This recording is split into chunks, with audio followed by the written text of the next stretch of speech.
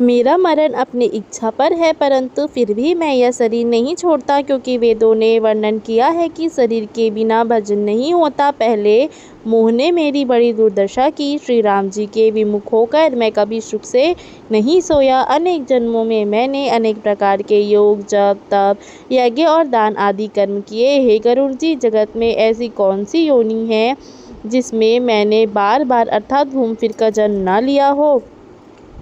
हे गोसाई, मैंने सब कर्म करके देख लिए, पर अब की तरह मैं कभी सुखी नहीं हुआ। हे नाथ, मुझे बहुत से जन्मों की याद है। श्री शिव जी की कृपा से मेरी बुद्धि को मोह ने नहीं घेरा। हे पक्षीराज, सुनिए, अब मैं अपने प्रथम जन्म के चरित्र कहता हूँ, जिन्हें सुनकर प्रभु के चरणों में प्रीति उत्पन्न होती है, जिससे सब क्लेश मिट जाते हैं। हे प्रभु, पूर्व के कल्प में पापों का मूल युग कलियुग था, जिसमें पुरुष और स्त्री सभी अधर्म परायण और वेद के विरोधी थे। उस कलयुग में अयोध्यापुरी में जाकर शूद्र का शरीर पाकर जन्मा। मैं मन, वचन और कर्म से शिव जी का सेवक और दूसरे देवताओं का निंदा करने वाला अभिमानी था।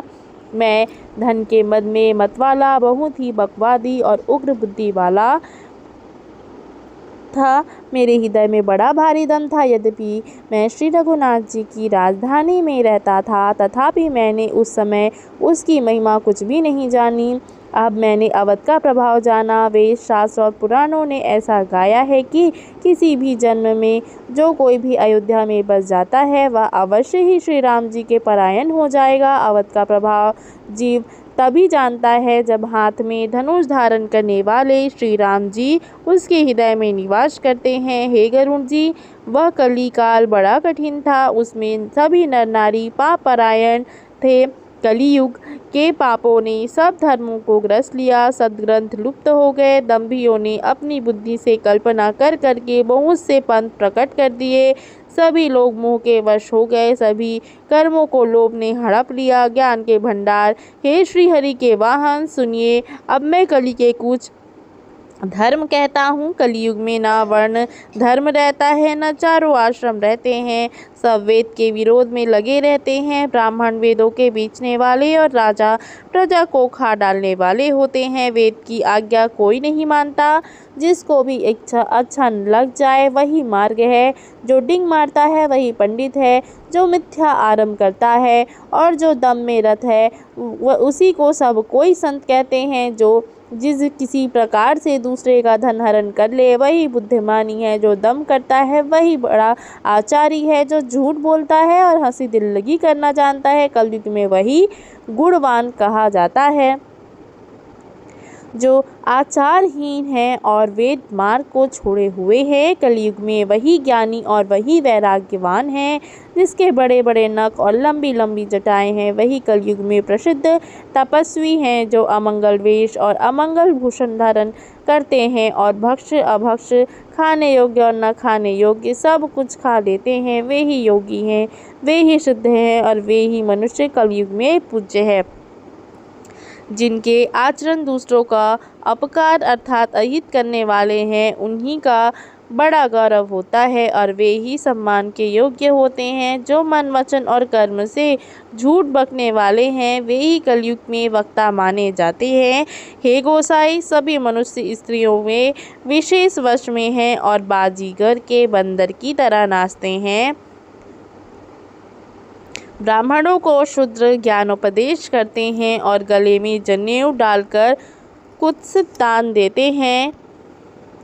उनको भी वे नष्ट कर देते हैं। जो तर्क करके वेद की निंदा करते हैं, वे लोग कल्प कल्प भर एक एक नरक में पड़े रहते हैं। तेली, कुम्हार, चांडाल, भील, कोल और कलवार आदि जो वर्ण में नीचे हैं, स्त्री के मरने पर अथवा घर की संपत्ति नष्ट हो जाने पर सिर मुड़ाकर सन्यासी हो जाते हैं।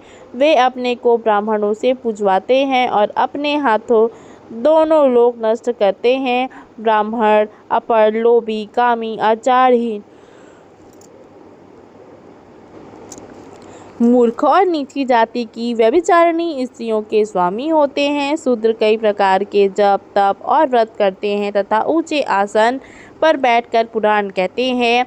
सब मनुष्य मनमाना आचरण करते हैं। अपार अनीति का वर्णन नहीं किया जा सकता। कलयुग में सब लोग वर्ण सकर और मर्यादाच्युत हो गए हैं। वे पाप करते हैं और उनके फलस्वरूप दुख, भय, रोग, शोक और प्रिय वस्तु का वियोग पाते हैं।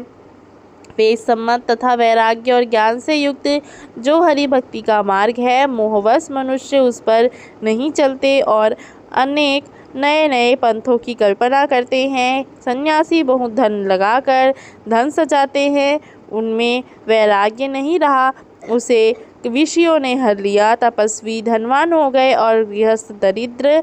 हेतात कलयुग की लाली कुछ कही नहीं जाती। कुलवती और सती स्त्री को पुरुष घर से निकाल देते हैं और अच्छी चाल को छोड़कर घर में दासी को ला रखते हैं। पुत्र अपने माता पिता को तभी तक मानते हैं जब तक स्त्री का मुंह नहीं दिखाई पड़ा। जब से ससुराल प्यारी लगने लगी तब से कुटुंबी शत्रु रूप हो गए। राजा लोग पाप परायण हो गए, उनमें धर्म नहीं रहा। वे राजा को नित्य ही बिना अपराध दंड देकर उसकी विडंबना अर्थात दुर्दशा किया करते हैं। धनी लोग मलिन अर्थात नीच जाति के होने पर भी कुलीन माने जाते हैं।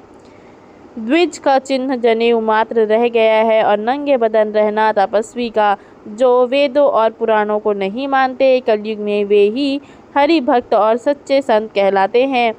कवियों के तो झुंड हो गए, पर दुनिया में उदार कवियों का आश्रयदाता सुनाई नहीं पड़ता।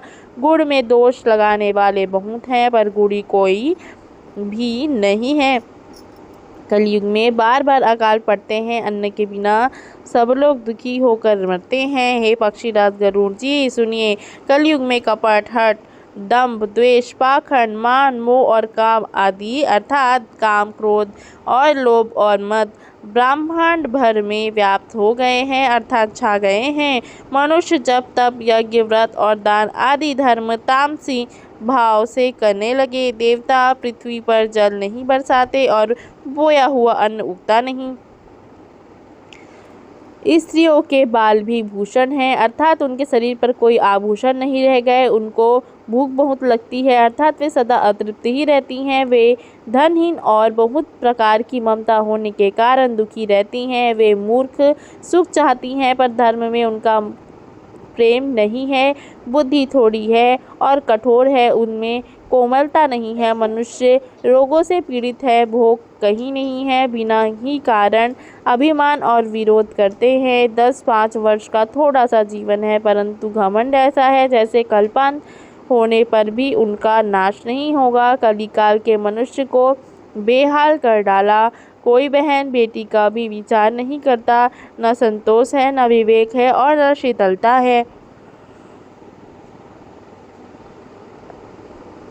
जाति कुजाति सभी लोग भीख मांगने वाले हो गए। ईर्ष्या, कड़वे वचन और लालच भरपूर हो रहे हैं। समता चली गई, सब लोग वियोग और विशेष शोक से मरे पड़े हैं। वर्णाश्रम धर्माचरण नष्ट हो गए। इंद्रियों का दमन, दान, दया और समझदारी किसी में नहीं रही। मूर्खता और दूसरों को ठगना यह बहुत अधिक बढ़ गया। स्त्री पुरुष सभी शरीर के ही पालन पोषण में लगे रहते हैं। जो पराई निंदा करने वाले हैं जगत में वे ही फैले हैं। वे सर्पों के शत्रु गरुड़ जी सुनिए, कलिकाल पाप और अवगुणों का घर है, किंतु कलि युग में एक गुण भी बड़ा है कि उसमें बिना ही परिश्रम भवबंधन से छुटकारा मिल जाता है। सतयुग, त्रेता और द्वापर में जो गति पूजा, यज्ञ और योग से प्राप्त होती है, वही गति कलयुग में लोग केवल धन भगवान के नाम से पा जाते हैं। सतयुग में सब योगी और विज्ञानी होते हैं। हरि का ध्यान करके सब प्राणी भवसागर से तर जाते हैं। त्रेता में मनुष्य अनेक प्रकार के यज्ञ करते हैं और सब कर्मों को प्रभु समर्पण करके भवसागर से पार हो जाते हैं। द्वापर में श्री रघुनाथ जी के चरणों की पूजा करके मनुष्य संसार से तर जाते हैं। दूसरा कोई उपाय नहीं है। और कलयुग में तो केवल श्री हरि की गुण गाथाओं का गान करने से ही मनुष्य भाव सागर की था पा जाते हैं। कलयुग में ना तो योग और यज्ञ है और ना ज्ञान ही है, और श्री राम का गुणगान ही एकमात्र आधार है। अतः सारे भरोसे त्याग कर जो श्री राम जी को भजता है और प्रेम सहित उनके गुण समूहों को गाता है, वही भवसागर से तर जाता है। इसमें कुछ भी संदेह नहीं है। नाम का प्रताप कलयुग में प्रत्यक्ष है। कलयुग का एक पवित्र प्रताप महिमा है कि मानसिक पुण्य तो होते हैं पर मानसिक पाप नहीं होते। यदि मनुष्य विश्वास करे तो कलयुग के समान दूसरा युग नहीं है, क्योंकि इस युग में श्री राम जी के निर्मल गुण समूहों को गा गाकर मनुष्य बिना ही परिश्रम संसार रूपी समुद्र से तर जाते हैं।